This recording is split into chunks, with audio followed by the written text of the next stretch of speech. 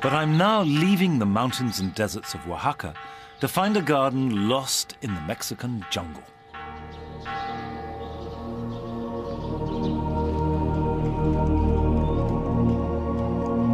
Xilitla is north of Mexico City.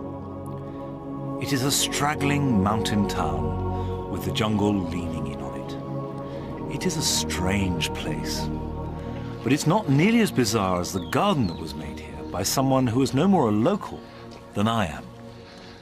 I'm about to go into a garden which I think could only have been made here in the jungle in Mexico, given the timing and the circumstances of its creation. However, its creator was a very English eccentric.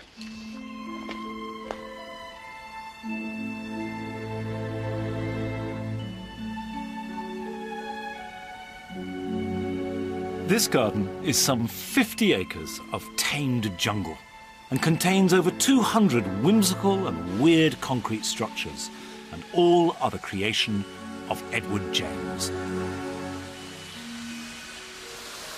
Edward James first came to Mexico in 1947, and he chose to settle in this spot because he came with a friend and walked up this ravine, and they found these natural pools.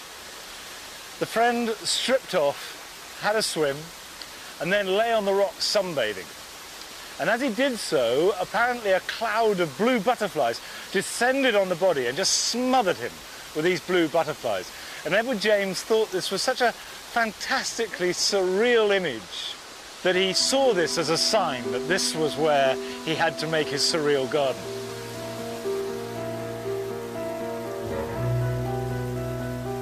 Edward James was born into great wealth. His family owned the huge West Dean estate in Sussex. However, James made his name and another fortune in the 1920s and 30s when he began collecting surrealist art. The initial plans for Las Posses seem to have been relatively modest, at least in the terms of an eccentric multimillionaire. More like a private zoo than a jungle fantasy, and he did ship a menagerie of caged animals to Xilitla. But by 1960, James began to talk about creating his extraordinary dreamlike constructions. He said he decided to build them simply because he liked to see something nice. And casually at first, and later obsessively, his subconscious began to take literal concrete form in the middle of the jungle.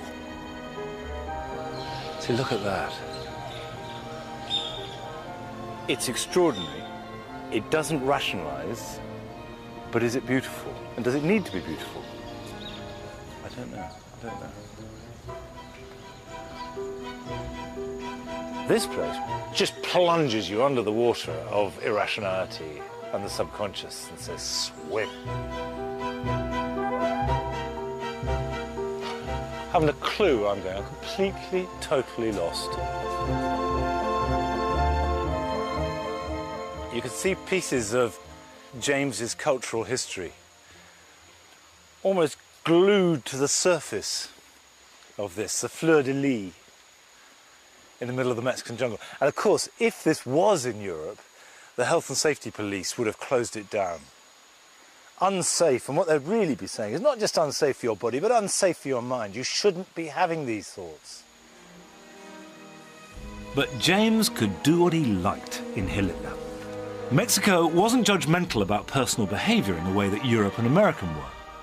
It was also without building regulation of any kind, and there was a local and very cheap labour force only too glad of the work. I'm bedevilled and struggling with this idea of beauty as a pure thing. And this place, which is chaos, in a sense. Ugly things next to beautiful things. I mean, look at that. Look at that thing. To me, it's not doing anything other than being kitsch and naff, and it's absolutely no better or worse than a garden gnome.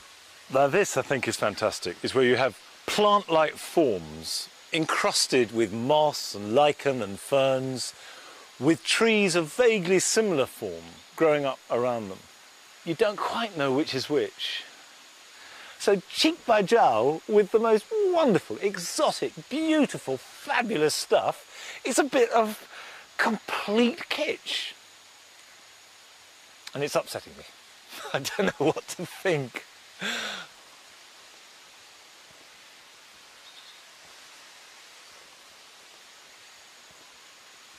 I mean, there is that. I could just be a boring old fart who likes the vaguely familiar and finds aspects of the sort of surrealistic way of doing things in a garden as too unsettling.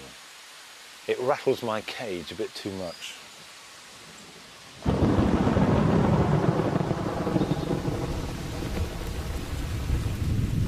The weather changes from hot and steamy to rainy and surprisingly cool. To find out more about James, I'm meeting the current owner, James's godson, Plutarco Gastelum. Plutarco's father was in charge of the day-to-day building work in the garden, and James would often stay with the family on his visits to Mexico. So Plutarco knew James since he was a small child. You grew up here, didn't you? Yes. What was it like being a child in this garden? It was magical. Yeah. It was magical because it was like a different country. I mean, now it's different. It's fantastic, but kind of ghostly or melancholic. But at that time, it was very vivid because we had more than 100 workers. They were all my friends. And Edward James used to have a lot of animals too. At that point, the place looked like a private zoo or something like that, so it was an incredible place for a child. What was he like as a man? Describe to me your memories of him. Yeah, that's something because I have a different perception I could see because for my sisters and I, he was our private Santa. But I could see with my parents it was more difficult, especially my father, because my father was in charge of all the mundane matters about building a place like this, no? Paying the bills, keep the records. And I could see that he was difficult because he didn't have schedules, not even to eat or to sleep, and he didn't realize very well about the mundane world, no? So my father complained a lot about that, but at the same time he was laughing all the time about the adventures of Edward James here in Mexico. Las Posas is unedited, unfettered, unbalanced and completely unworldly, and its future is uncertain. Plutarco told me he employs 50 people whose sole job is to cut back the jungle. Perhaps James could afford his follies to be so extreme because he knew the jungle would one day consume them, just as it has consumed the lost Aztec cities.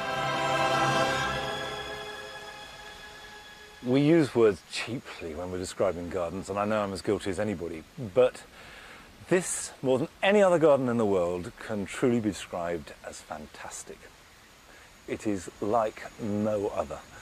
And yet, again and again, as I walk around it, I'm reminded of an 18th century milord, touring Europe, buying extraordinary things, and using them to create a series of follies in a landscape park with ruined chapels and temples and rerouted rivers and villages swept away so a ha-ha can be built. And that the result is this extraordinary creation in the middle of the Mexican jungle just makes it even more extraordinary and unlike anything else.